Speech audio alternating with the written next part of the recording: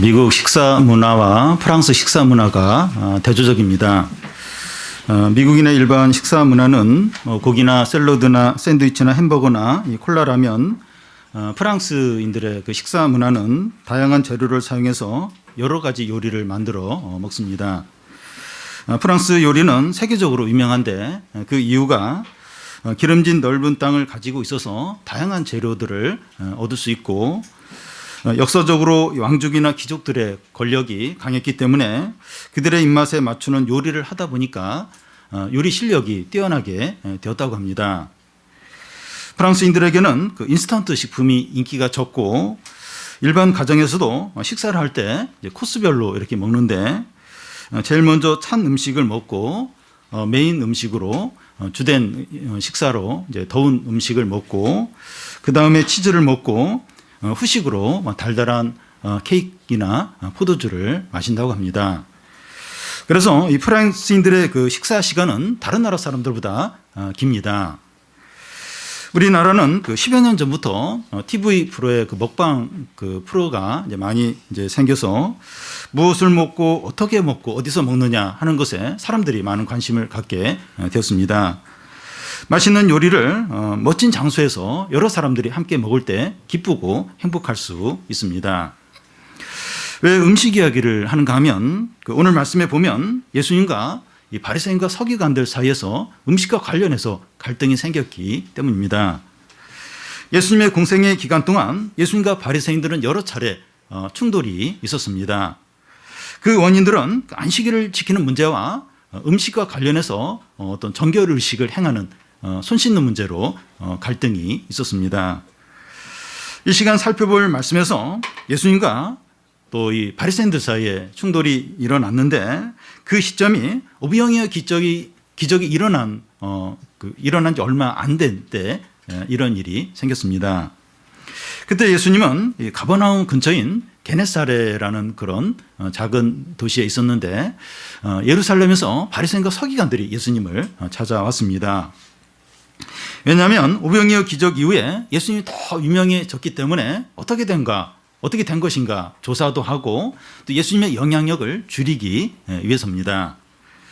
예루살렘에서 온 바리새인과 서기관들은 예수님에게서 불법이나 어떤 죄나 어떤 혐의를 뭔가 허물을 찾으려고 혈안이 되어 있었습니다. 그래야 예수님을 죄인으로 낙인 찍어서 그의 영향력을 줄일 수 있기 때문입니다. 그런데 그들은 마치 예수님에게서 문제 삼기 좋은 허물 하나를 찾게 됩니다. 뭔가 하면 예수님의 제자들이 음식을 먹을 때 손을 씻지 않는 겁니다.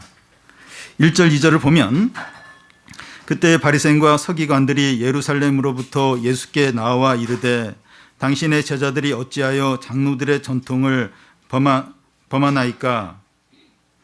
떡 먹을 때 손을 씻지 아니하니이다. 유대인들이 떡이나 음식을 먹을 때 손을 씻는 것은 장로들의 전통입니다.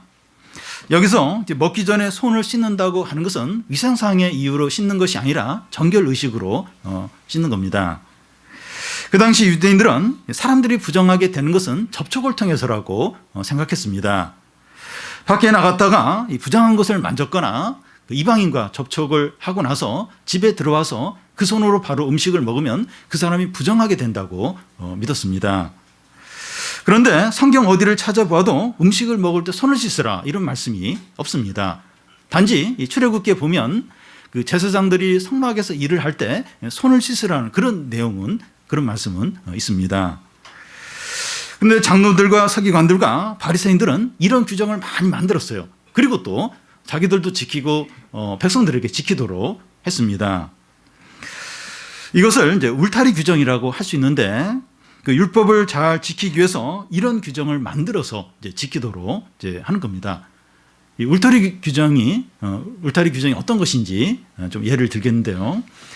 그러니까 내일 아침에 오전 7시까지 출근하는 게 이제 법으로 이제 이렇게 출근해야 된다 이렇게 했을 때, 그 전날 이제 밤 11시 전에는 이제 자야 되고, 또 밤 9시 이후에는 음식을 먹지 않도록, 왜냐하면 숙면을 취하기 위해서 이제 그렇게 이제 딱 정하는 거죠.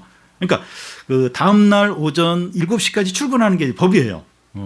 이제 법이라고 하면 그 11시까지 그 밤에 11시 전에는 자야 되고 또 9시 이후에는 음식물을 먹으면 안 되고 이건 이제 울타리 규정이라고 이제 할 수가 있습니다. 그러니까 예를 들면 이제 그렇다는 겁니다.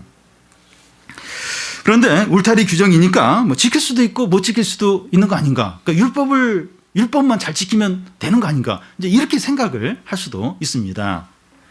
그런데 바리새인과 서기관들은 울타리 규정을 지키는데 목숨을 걸고 있습니다. 어느 정도였는가 하면 그 하나님의 계명보다도 울타리 규정을 더 중요하게 여겼습니다. 예수께서 이 장로들의 전통을 지키면서 하나님의 계명을 지키지 않는 것은 위선이다. 그렇게 말을 하니까 예수님을 죽이려고 했고 실제로 예수님을 이제 죽였습니다. 유대인들이 어떻게 이렇게 잘못되었습니까?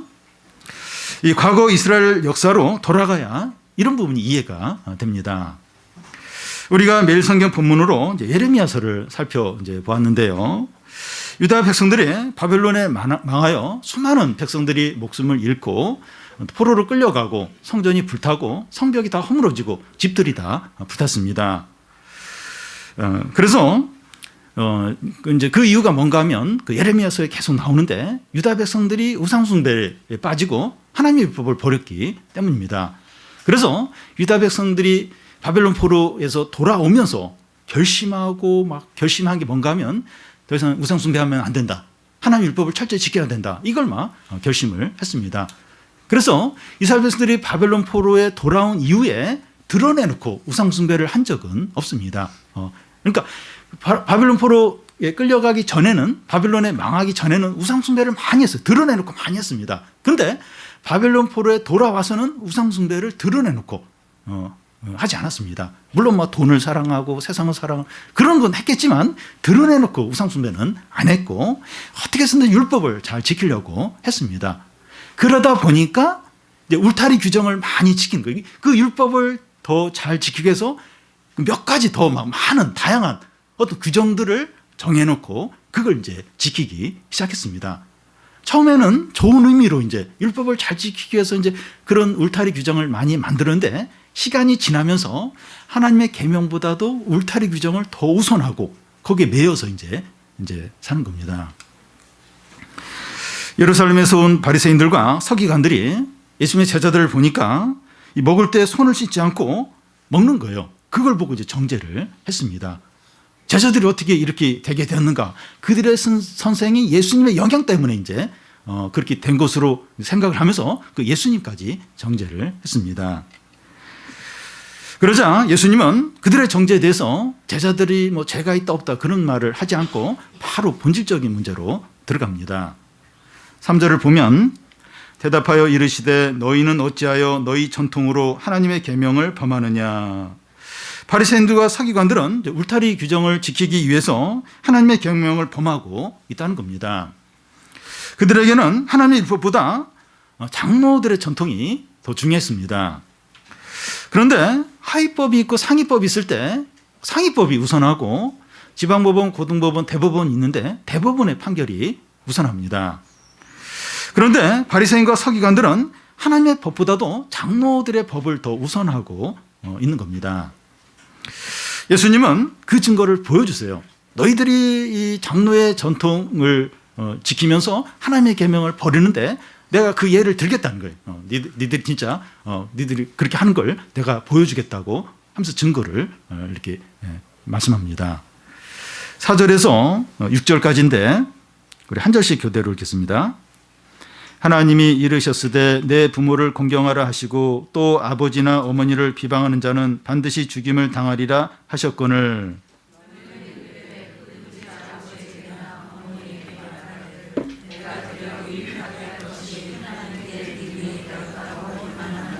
그 부모를 공경할 것이 없다 하여 너희의 전통으로 하나님의 말씀을 폐하는도다. 예. 내 부모를 공경하라고 하는 것은 10계명 중에 5계명이고 출애굽기 20장 12절에 나옵니다.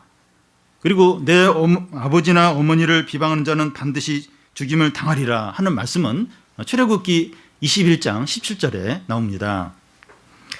내 부모를 공경하라고 하는 것은 내 부모에게 순종하는 것 이상을 의미합니다. 내 부모를 사랑하고 존경하고 또 물질적인 필요까지 채워주라는 그런 의미가 있습니다. 그리고 부모를 공경하지 않는 자는 죽이라고까지 엄하게 이제 말씀합니다. 그런데 바리새인과 서기관들은 이 계명에 대해서 어떻게 합니까?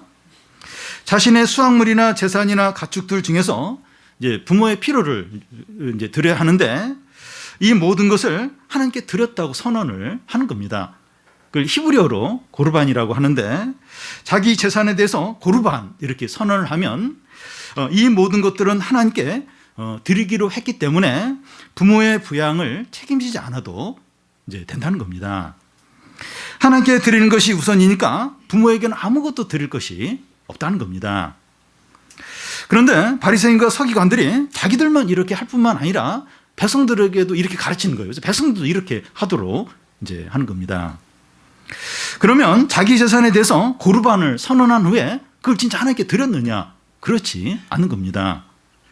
드리거나 드리지 않는 것은 자기가 알아서 하고 대부분은 드리지 않고 자기 소유로 그냥 삼는 겁니다.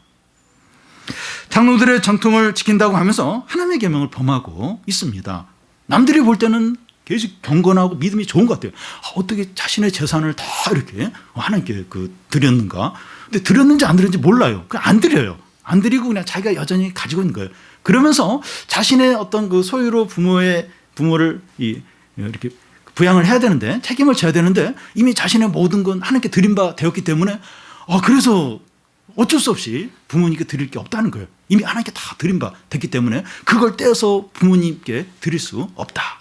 그러면서 이 장로들의 이 전통을 가지고 그 전통을 지킨다고 하면서 하나님의 계명을 이제 버렸습니다.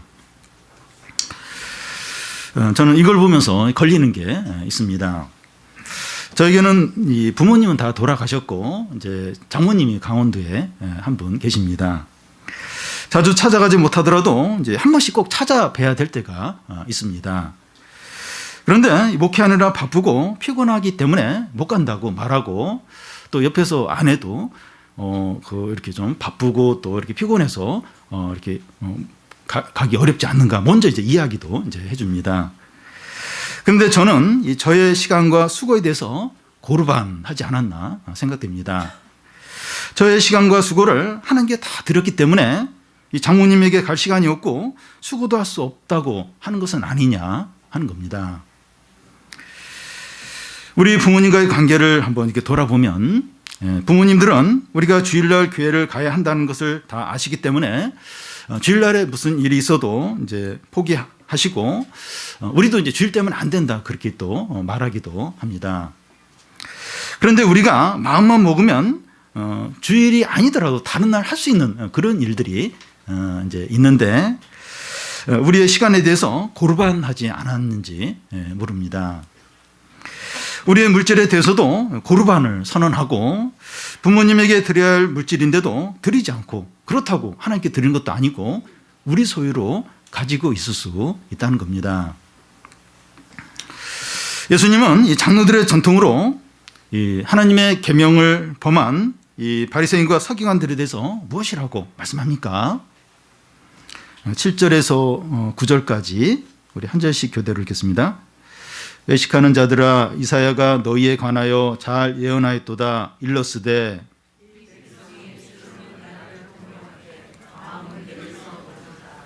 사람의 계명으로 교훈을 삼아 가르치니 나를 헛되이 경배하는도다 하였느니라 하시고. 외식하는 자들아 하는데 외식을 한다고 하는 것은 겉과 속이 다른 것을 말합니다.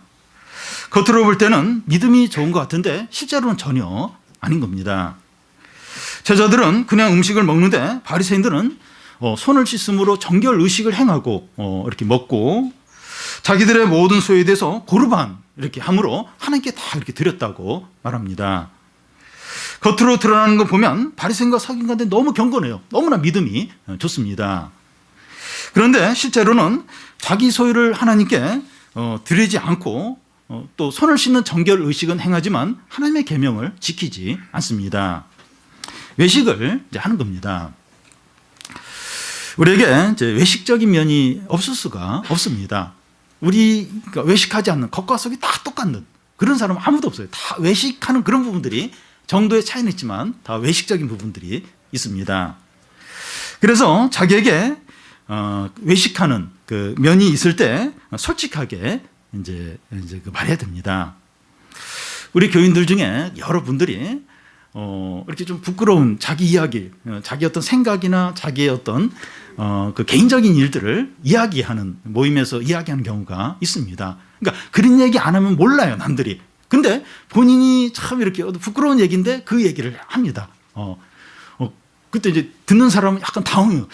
저 사람이 저랬나? 저 사람 신앙이 저거밖에 안 되나? 믿음이 좋은 줄 알았는데. 그러면서 이제 약간 이제 실망을 이제 할 수 있습니다. 근데 본인이 자신의 어떤 부끄러운 생각들 또 자신의 어떤 은밀한 어떤 그런 그러니까 좀 이렇게 잘못한 것들을 이야기하면서 자기 죄가 드러나고 그 문제를 이제 다루게 되는 거예요. 그 문제에 대해서 이렇게 심각하게 여기고 더 이상 이제 그렇게 하지 않도록 이제 애를 쓰게 됩니다.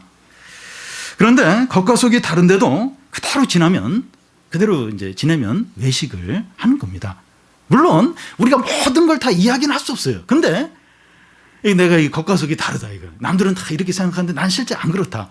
그러면 그런 부분들을 좀 이렇게 그 이야기해야 된다는 겁니다.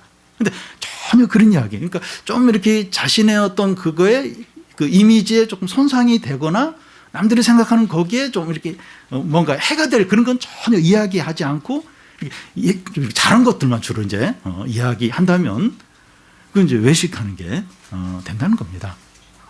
왜 이런 부분이 중요한가 하면 하나님이 거룩하고 의로우세요. 우리의 그 마음을 다 아십니다. 그런데 우리는 그러기가 너무나 쉽다. 창피한 거예요. 그러고 싶지 않은 겁니다. 근데 그건 이제 하나님께 큰 죄가 됩니다. 하나님이 제일 싫어해요. 외식하는 제일 비워요. 왜냐하면 하나님 거룩하고 의로우세요. 우리의 그 마음과 은밀한 걸 다 아세요. 다 아는데 아닌 것처럼 이제 이렇게 행동하고 하나님 너무 싫어하세요. 왜 하십니다. 그래서 우리가 뭐 겉과 속이 똑같고 그럴 수는 없어요. 근데 안 그렇다는 걸 이렇게 그걸 인정을 해야 된다는 겁니다. 식사를 밖에서 먹는 외식은 해도 돼요. 외식은 해도 되는데 신앙적인 외식을 하면 안 됩니다. 하나님이 싫어하세요. 미워하시고 은혜도 거두하십니다. 예수님은 그들에게 외식하는 자들을 하신 후에 그 이사야 선지자의 그 말씀을 인용해서 그들에 대해서 말씀하십니다. 이 8절에 보면 이 백성이 입술로는 나를 공경하되 마음은 내게서 멀다는 겁니다. 이 말씀은 이사야 선지자가 그 당시 이제 이스라엘 백성들에게 향하여 한 말인데 예수님 당시 그 유다 백성들하고 똑같은 겁니다. 입으로는 나를 공경하지만 마음은 내게서 멀다는 겁니다. 이게 이제 외식이죠. 이 말로는 막 이렇게 하나님 사랑하고 막 믿음이 좋은 것 같은데 이 마음은 먼 거예요. 하나님으로부터 먼 겁니다. 이게 이제 외식입니다. 마음이 중요하죠. 이 마음이 어디가 있느냐 하는 게 중요합니다. 이 마음이 우리의 마음이 하나님을 사랑하고 하나님을 가까이 하고 또 하나님께 향해 있고 이게 이제 제일 중요합니다. 그런데 우리 마음이 주님으로부터 멀어져 있는데 입으로는 사랑하는 것처럼 말하는 게 외식입니다. 그렇게 하지 말라는 거예요. 그런데 우리의 마음이 주님으로부터 멀어지기가 쉽고 지금 멀어진 상태에 있을 수 있는데 어떻게 됩니까? 여러분 항상 이렇게 우리 마음이 주님께 머뭅니까? 주님을 가까이 하고 주님을 사랑합니까? 그렇게 하지 않을 때가 훨씬 더 많아요. 그리고 지금도 오늘도 지금 이 순간에도 마음이 다른 데 가 있어요. 생각이 다른 데 가 있을 수 있습니다. 우리 생각이 여긴 앉아있지만 다른 데 가 있고 예배 끝나고 뭐 하고 또 내일 이번 주 뭘 할까 또 막 이렇게 무슨 어떤 재밌는 어떤 약속이나 스케줄이나 뭐 거기에 이제 우리의 마음이 갈 수 있습니다. 그럴 수 있는데 어떻게 됩니까? 우리 입으로 솔직하게 마음이 멀어져 있다고 고백하고 도움을 이제 구하는 겁니다. 하나님과 성도들 앞에서 솔직히 인정을 하는 겁니다. 하나님 앞에 솔직히 고백을 하는 거예요. 주님, 제가 마음이 자꾸 다른 데 빼앗기고 있습니다. 지금 이 순간에도 그러합니다.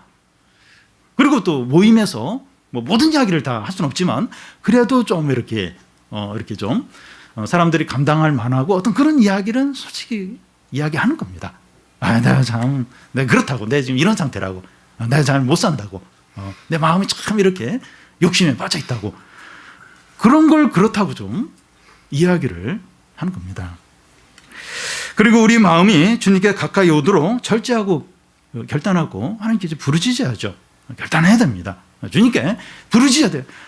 저 불쌍히, 제 마음이 왜 이렇게 자꾸 헛되고 일시적이고 세상의 재미만 쫓아가는지 모른다고, 참 그 헛된 욕심에 빠져 있다고. 주님 도와주십시오.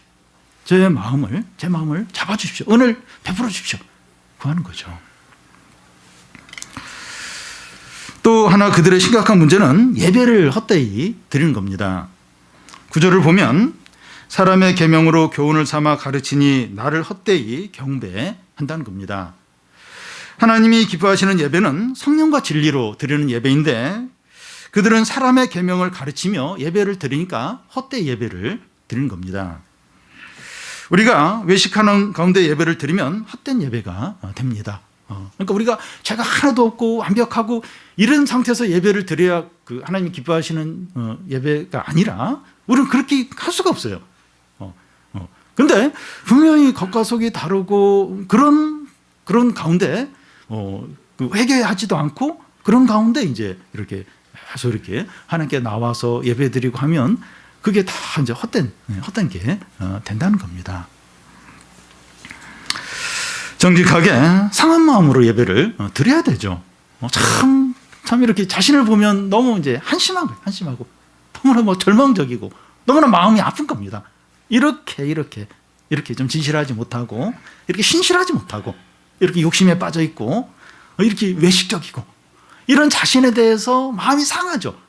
그 힘들어하는 그런 마음으로 이제 하나님께 예배를 드릴 때 하나님 기뻐하며 예배를 받으시는 거죠. 그걸 하나님이 좋아하시고 그걸 우리에게 이제 요구를 이제 하십니다. 예수께서 바리새인과 서기관들의 이야기를 나눌 때 옆에서 이것을 듣는 무리들이 있었습니다. 예수님이 그들에게 이제 또 어떤 교훈을 하십니다. 10절, 11절을 우리 같이 한번 읽어보겠습니다. 무리를 불러 이르시되 듣고 깨달으라. 입으로 들어가는 것이 사람을 더럽게 하는 것이 아니라 입에서 나오는 그것이 사람을 더럽게 하는 것이니라. 다시 정결의식 문제로 돌아가서 바리새인과 서기관들은 제자들이 손을 씻지 않고 음식을 이제 먹는 것을 부정하다고 하면서 정죄했습니다. 그런데 예수님은 입으로 들어가는 것이 사람을 더럽게 하는 것이 아니라 입에서 나오는 것이 사람을 더럽게 한다고 하십니다. 예수님은 무리들에게 이 말씀을 하시면서 이걸 듣고 깨달으라고 했습니다. 그런데 이 무리들은 이걸 깨달지 못했던 것 같습니다. 제자들도 이 말씀을 깨닫지 못해서 제자들만 있을 때 예수님께 이 비유가 무슨 의미냐고 묻습니다. 17절에서 20절까지 이제 의미가 나와 있는데 잠시 후에 좀 살펴보고요. 입으로 들어가는 것이 사람을 더럽게 하는 것이 아니라 입에서 나오는 것이 사람을 더럽게 한다 하는 것을 상식적으로 한번 이 의미가 뭔가 생각을 먼저 해보겠습니다. 우리가 음식을 이제 먹는 것을 보면 비싼 것은 먹지 못하더라도 싼 것을 먹지만 그래도 이렇게 오염되지 않은 거 그리고 또 유통기한이 지나지 않는 그런 깨끗한 음식을 먹게 됩니다. 뭐가 이렇게 상했거나 그러면 안 먹어요. 뭐 이렇게 비싸든 싸든 깨끗한 음식을 먹게 됩니다. 그래서 그 먹는 음식으로 사람이 더러워진다 이렇게 할 수는 없습니다. 그런데 입에서 나오는 것이 사람을 이제 더럽게 한다고 이제 하는데 입에서 나오는 게 뭡니까? 침이나 음식을 먹다가 이제 이렇게 뱉는 것이나 그 외 입에서 나오는 그런 것들, 뭐 구체적으로 안 들겠지만 그런 것들은 깨끗하지 못합니다.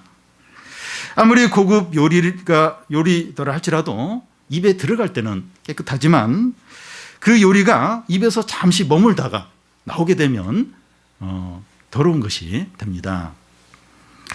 이런 점만 봐도 그 예수님의 비유가 맞다 하는 것을 우리가 알 수가 있습니다. 이게 입으로 들어가는 게 사람을 이렇게 더럽게 하는 것이 아니라 입에서 나오는 게 사람을 더럽게 한다. 이게 상식적으로 좀 봐도 이게 맞구나 이런 생각을 할 수 있습니다. 그런데 이 비유의 진정한 의미를 예수님께서 제자들에게 말씀하세요. 이 비유의 진정한 의미가 뭔가 하는 것을 보여주십니다. 15절부터 18절까지 한 절씩 교대로 읽겠습니다.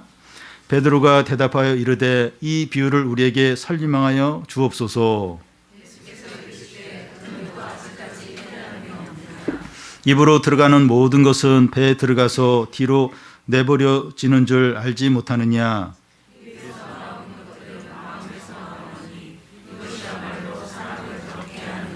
예. 입으로 들어가는 모든 것은 배로 들어가서 뒤로 내버려져 진다는 겁니다. 무슨 말인가 하면 음식을 먹으면 입에 들어가서 위에 잠시 머문 후에 소장과 대장과 직장을 통해서 밖으로 나가게 됩니다. 더 쉽게 말하면 입으로 들어간 모든 음식물은 화장실에서 다 밖으로 나가게 됩니다. 그래서 입으로 들어가는 모든 음식들은 육체에만 영향을 줍니다. 육체에 좋은 영향을 줄 수도 있고 나쁜 영향을 줄 수도 있지만 뭔가 좀 더 영양가 있는 음식을 먹으면 몸에 좀 더 좋죠. 근데 이렇게 탄산 음료나 또 이렇게 인스턴트 식품을 먹으면 몸에 이제 해롭습니다. 어쨌든 육체에 영향을 주지 마음이나 인격이나 영혼에 영향을 주는 것은 아니라는 겁니다. 물론 맛있는 음식을 이제 친한 사람들과 함께 먹으면 즐겁고 기쁘고 행복할 수 있습니다. 그렇지만 음식이 마음을 새롭게 하거나 영혼을 살리거나 새 사람이 되게 만드는 건 아니라는 겁니다. 맛있는 음식 먹으면 즐거워요. 행복할 수 있지만 그 사람의 인격이 더 좋아지고 그 사람의 마음이 새로워지는 건 아니라는 겁니다. 삼각김밥 먹으면 인격이 한 30밖에 안 되고 스테이크를 먹으면 인격이 한 8, 90 되고 그런 건 아니죠. 그러니까 그 맛있는 음식의 한계가 뭔가 하면 그 인격을 높이거나 마음을 새롭게 하거나 영혼이 살아나게 하거나 그런 건 아니라는 겁니다. 그래서 성도들은 먹방 TV를 많이 보거나 또 맛있는 음식을 자주 먹으러 다니면서 영의 양식인 말씀을 듣거나 읽는 것은 소홀히 하면 안 됩니다. 그러면 입에 나오는 것들이 어떻습니까? 이제 입으로 들어가는 건 이제 깨끗하다 했는데 입에서 나오는 것들은 어떻습니까? 18절을 보면 입에서 나오는 것들은 마음에서 나온다는 겁니다. 입에서 나오는 말이나 행동들은 그의 마음에서 나옵니다. 이 마음은 인간 존재의 중심이고 사상과 생각이 자리하는 곳이고 지정의의 장소입니다. 그래서 마음에 나오는 것들이 사람을 더럽게 합니다. 사람의 마음이 어떻길래 이 마음에서 나오는 것이 사람을 더럽게 합니까? 성경에 보면 온 세상 만물 중에서 가장 부패한 게 사람의 마음이라고 했습니다. 창세기 6장에 보면 하나님께서 사람을 지은 것을 후회를 하시는 그런 부분이 나오는데 사람이 그의 마음에 생각하는 모든 계획이 항상 악한 것을 보셨기 때문입니다. 사람이 이렇게 그의 마음에 어떤 생각을 해요. 근데 그게 항상 악한 거예요. 그걸 보시면서 참 내가 이 사람을 이제 이렇게 창조한 걸 후회한다 이런 표현이 이제 나옵니다. 의인은 없나니 하나도 없고 모든 사람이 죄를 범했음에 하나님의 영광에 이르지 못한다고 했습니다. 마음에서 나오는 것들이 어떤 겁니까? 마음에서 나오는 게 뭡니까?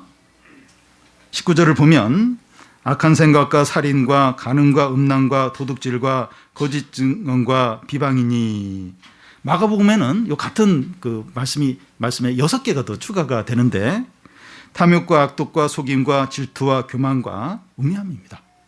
사람의 마음에서 뭐가 나오냐? 이런 것들이 이런 것들이 계속해서 이제 나옵니다. 사람의 마음을 너무 부정적으로만 보는 거 아닙니까? 사람 안에 선하고 좋은 것들이 있지 않습니까? 맞습니다. 사람이 죄인이고 타락했지만 하나님 형상을 가졌기 때문에 양심도 있고 또 선한 것이나 의로운 부분들이 있습니다. 그래서 세상이 지옥처럼 변하지 않고 그래도 이 정도로 유지된 이유가 그래도 이제 사람들이 죄인이지만 하나님 형상을 갖고 있고 양심이 있고 뭔가 어떤 선한 부분이 있으니까 그래도 이 세상이 이 정도로 유지가 되는 겁니다. 그렇지만 모든 사람은 죄인이에요. 본성은 악하고 마음은 부패되어 있습니다.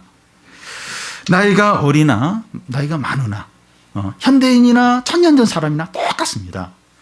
여러분 요즘에 그 청소년 범죄가 아주 흉악하게 어른들 못지않게 아주 이렇게 잔인한 범죄들을 저지르는데, 근데 나이가 이게 구속시킬 그 나이가 정해진데 그 나이보다 어린 거예요. 그래서 이걸 그 구속시킬 그 나이를 더 낮춰야 된다, 막 이제 그런 말들이 나오는데, 어린데 나이가 참 어린데 그렇게 잔인하고 끔찍한 범죄를 저지르는 겁니다. 그러니까 이 마음이 부패되는 게 나이와 상관이 없어요. 나이 상관. 그리고 뭐 현대인은 악하고 뭐 1000년 전 2000년 사람들은 좀 더 이렇게 선하고 그렇지가 않아요. 똑같아. 사람의 마음은 그 시대와 상관없이 나이와 상관없이 부패되어 있기 때문에 악한 겁니다. 그래서 이 사람들이 죄를 짓는 이유는 환경 때문이 아니라 부패된 마음 때문입니다. 그래도 이 나쁜 환경에 있는 사람들이 범죄를 더 저지르지 않느냐? 맞습니다. 나쁜 환경이 죄를 짓도록 부패한 마음을 더 자극을 하니까 죄를 더 많이 짓는 겁니다. 그러니까 사람의 마음은 부패되어 있어요. 근데 나쁜 환경에 있으면 이게 자극이 더 많은 거예요. 그러니까 더 죄를 많이 짓게 되는 겁니다.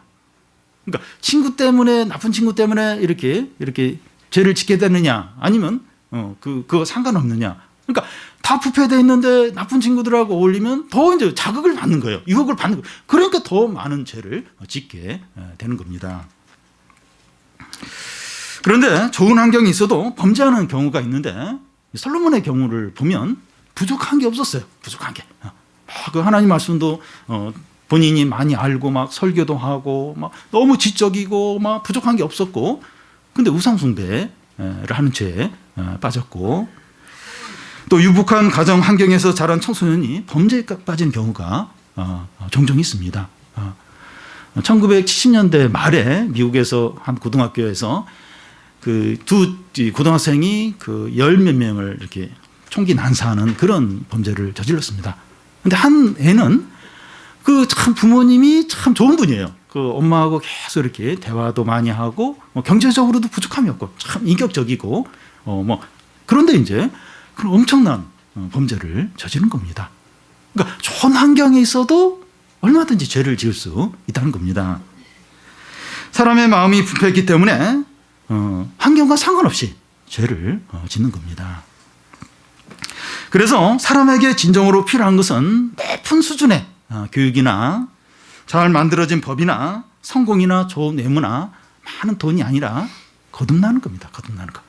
거듭나는 게 가장 중요하고 가장 필요합니다.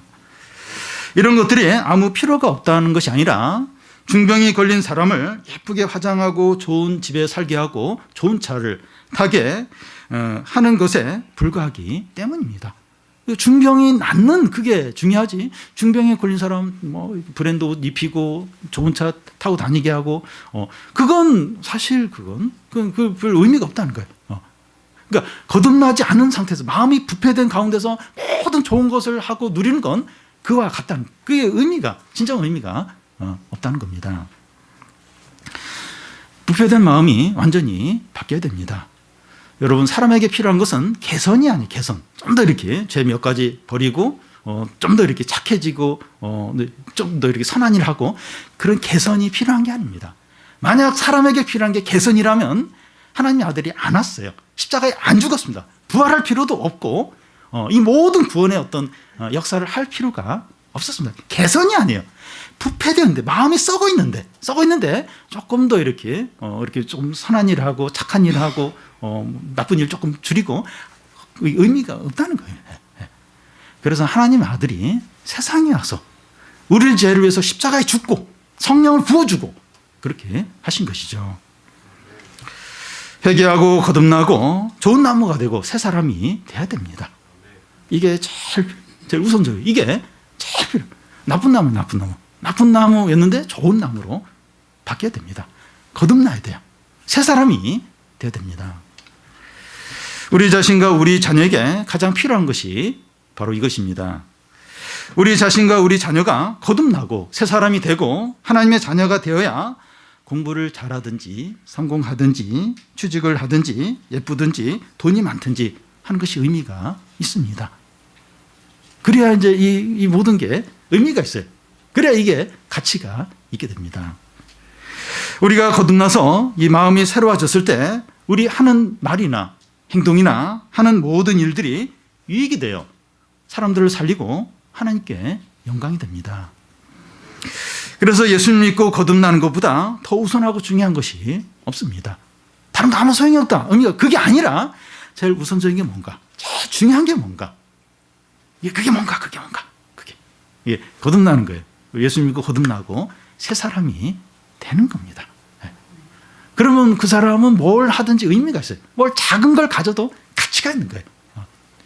모든 그 하는 말과 모든 게 참 이렇게 사람을 살리고 하나님의 뜻을 이루고 하나님께 영광을 돌리게 됩니다.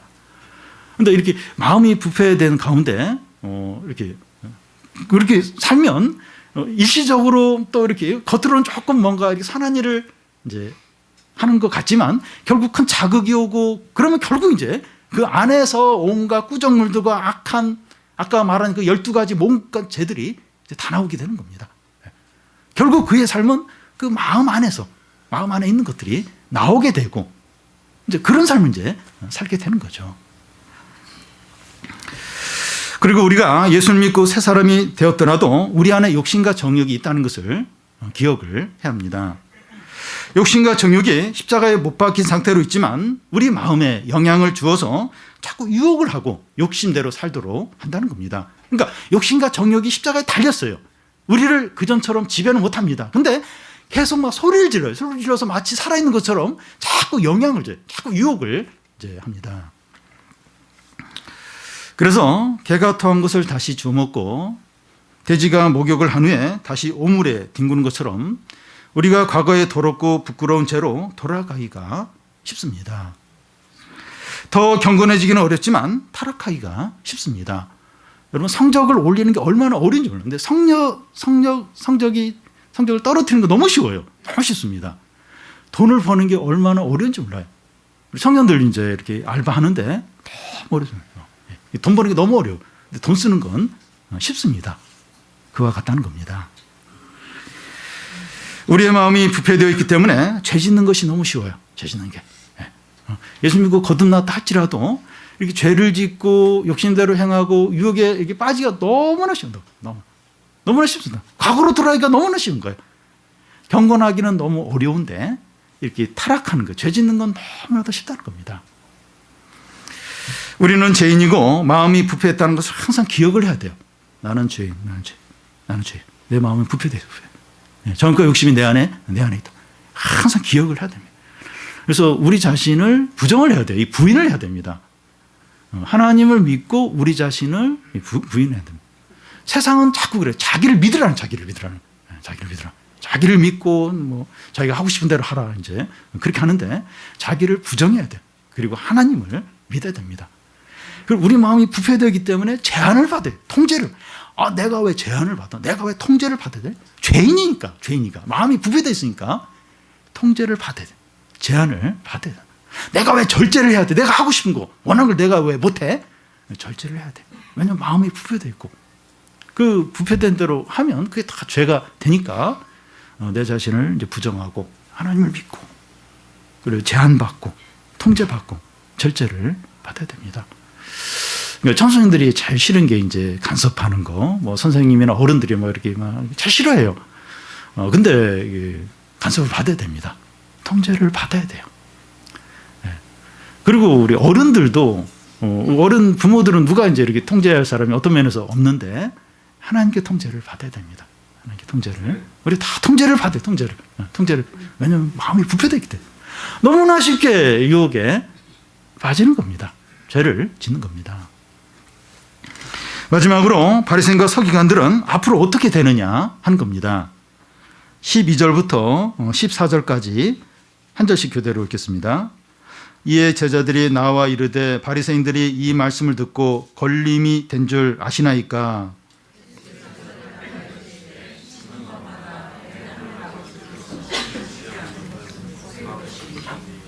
그냥 두라. 그들은 맹인이 되어 맹인을 인도하는 자로다.